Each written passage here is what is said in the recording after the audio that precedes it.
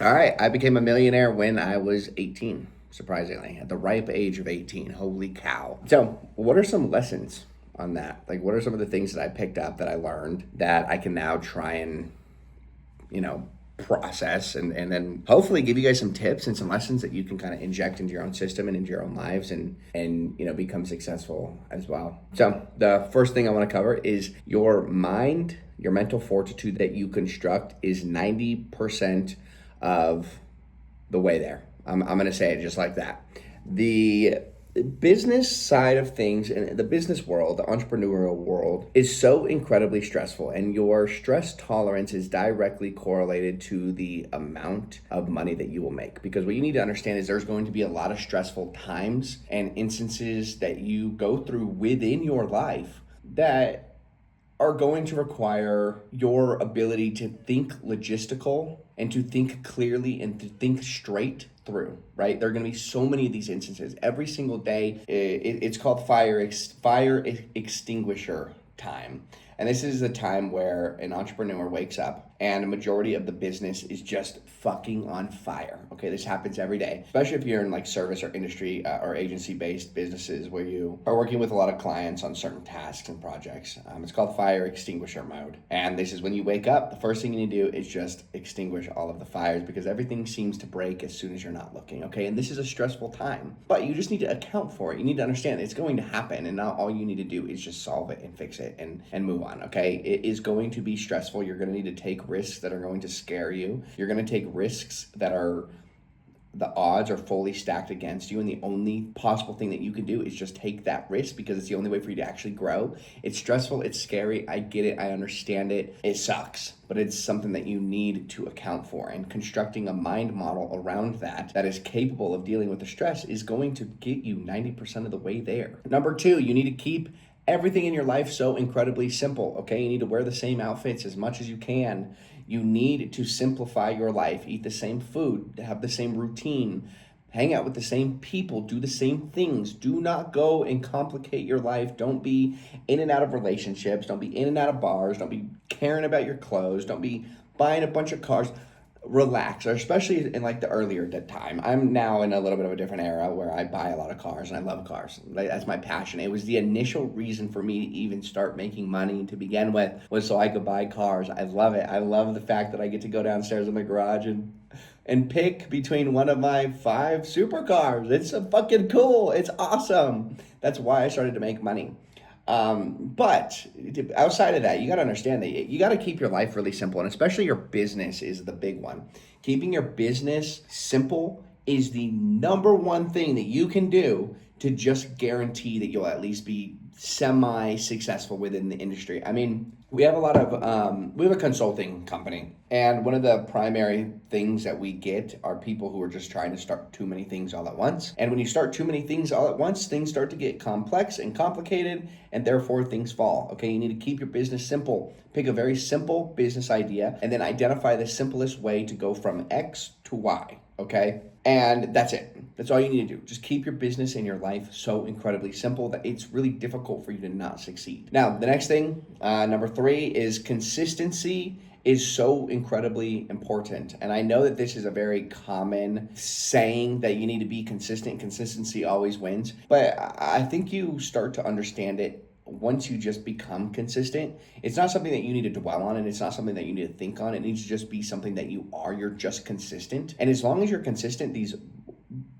the consistency starts to compound over time, and you start to see the results in, everything that you do today, tomorrow, the next day, the next day, the next day, the next day, the next day is actually going to be the reflection of 1 to 2 years from now. So if I'm consistent all the way through this entire year, in 3 years from now, I will see the massive results from it. And as long as you stay consistent, year 1, on year 3, you see the results, and you were consistent on year 2, so year 4, you see the results. Year 3, you get what I mean? Like, it continues. Your life just ends up like building so much momentum because of the consistency that you had, because you started now and then you were consistent for years to come, if that makes sense.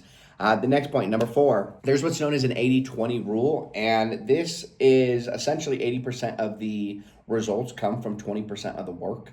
And what's important is that you identify what work it is that you're doing that is generating 80% of the results, and then you trim all the fat on the other things that you're doing and you just focus on that 20%, and that's really how you scale your income. It's a universal law. It's very important. It's something that I did a lot of research and studying on, and it's something that I recommend you do as well. Now, coming in at number 5, you need to just craft an environment that makes it nearly impossible to lose in, okay?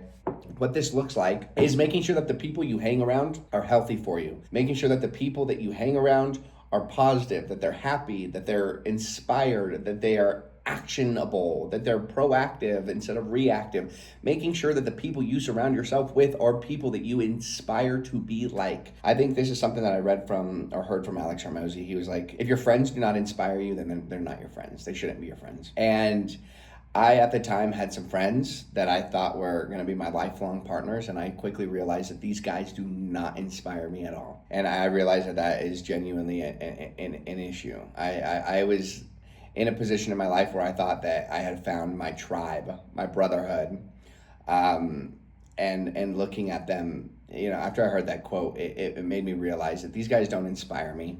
I was complacent and I was, comfortable with being around them, and I thought that that was an okay thing, and I very shortly realized that it wasn't, and that needed to end. I think alongside your environment, you need to also make sure that where your location is and then your actual office is also a part of your environment. I like to keep my office incredibly clean, very clean. I don't put clothes, I don't put trash, I don't put crap everywhere.